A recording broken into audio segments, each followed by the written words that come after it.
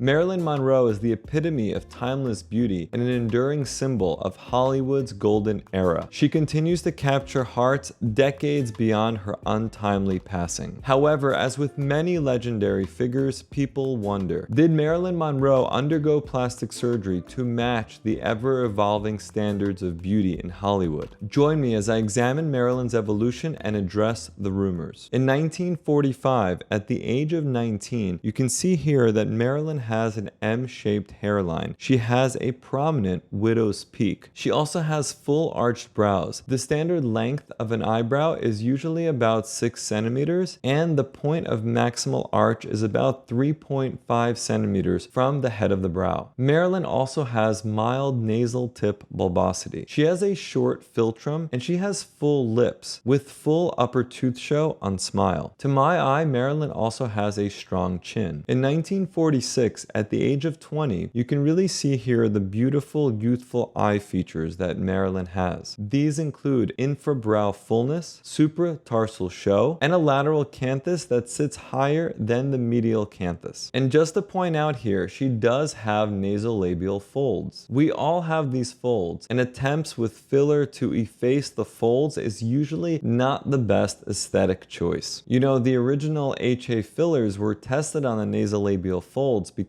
it gave an easier assessment to the people who were doing the studies. You can easily compare the left side from the right side to see if the filler had any change. But when you take a step back and wonder if the nasolabial folds even ought to be filled in the first place. In 1947, at the age of 21, I see no change. In 1948, at the age of 22, you can see here the natural cheek volume that Marilyn had. And you can notice a smooth lateral contour. And this is very different from what we see now with people who are getting filler and different types of implants put into their cheeks and how it's changing that lateral contour. What I see with Marilyn is a very natural lateral contour, and that is something that follows her throughout her years. In 1949, at the age of 23, I see no change. In 1950, at the age of 24, I'm now seeing a birthmark on her left cheek. And this is something that wasn't very obvious in prior years. So perhaps she was covering it up with makeup in the past, or maybe it's not a real birthmark, or she now has a new nevus or mole that developed in that location. In 1951, at the age of 25, what I notice here is that the bottom lip is twice as big as the top lip, and you'll see that ratio start to change later on. Marilyn also appears to have a strong jawline. Strong jawlines are somewhat protective against drooping tissues, and facelifts are actually easier to do when you have a solid foundation. So sometimes when facelifts are performed, a chin augmentation might also be offered so that it's easier to resuspend the tissues against a stronger chin. My initial impression is that Marilyn naturally has a strong jawline, but as I read more about her and some of the things that were said to her, I came across this one line that shocked me, that someone once told her that she's a chinless wonder, which was of course a super rude thing to say, but as I continued to read on, there was some evidence that was discovered and dug up from some of her medical records that she actually did in fact have a chin implant, or there's a high likelihood that she did. And as I looked back at the photos, I started to realize that, yeah, I do see that there's a little bit more fullness to the chin, but I was surprised by that because I felt like she was already starting with a really strong skeletal framework. Keep in mind that in the 1950s, silicone implants were not available. If she did get an implant, it was most likely some cartilage or bone that was transferred to that location. But honestly, I don't feel like she needed to have that procedure if she in fact did around that time. In 1952, at the age of 26, I'm seeing some signs of a subtle rhinoplasty procedure. Her nasal bridge to me looks flatter, and the tip looks slightly more refined than it was before. When you look at her nose in prior images, you can really sense the complete structure from the dorsum to the nasal tip. When you look at her nose from 1952 on, you start to first gravitate mainly to the nasal tip as the bridge has been flattened. Considering that that in the past, rhinoplasties were a highly reductive type of process where a lot of cartilage and other tissues were just removed, and that weakened the structure of the nose. I think overall, they did very nice subtle work for Marilyn, where I don't feel that her nasal structure was overly compromised to the point of affecting function. In 1953, at the age of 27, I see no change. And in 1954, I also see no change. In 1955, at the age of 29, it looks like Marilyn may have had an upper blepharoplasty around that time. There is now increased supratarsal show. And to me, it also looks like the brows are more lifted. So perhaps she had a brow lift. And at that time,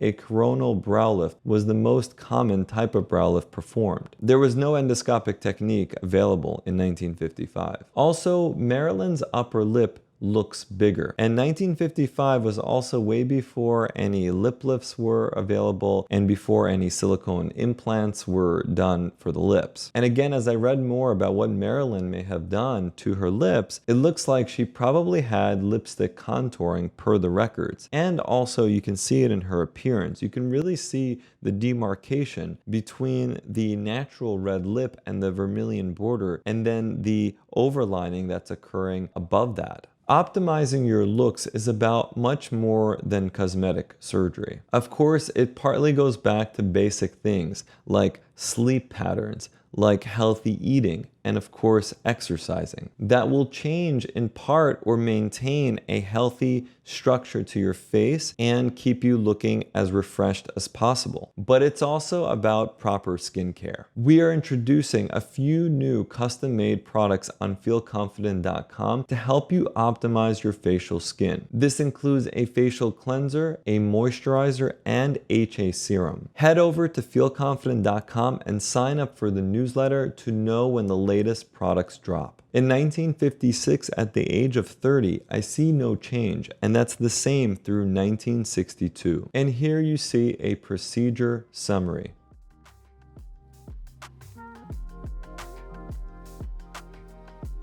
I think Marilyn's overall attractiveness had to do with, of course, her personality, her sweet voice, her acting skills, and when it comes to her appearance, it was a combination of her periocular area, how her eyes looked nice and open, and her brows were lifted. The nose ended up not attracting too much attention, and the focus became a lot more on her eyes. Also, the mouth area was attractive in the sense that she had a short philtrum, she had great upper tooth show, full lips, and she had a strong jaw structure. I think all of those features contributed to her overall attractiveness. Marilyn Monroe once said, "When my looks start to go, so will most of my fans." Is that what many of our celebs think today? How much is one's looks tied to the success of their career, whether it be acting or any other job? Let me know what you think in the comments below.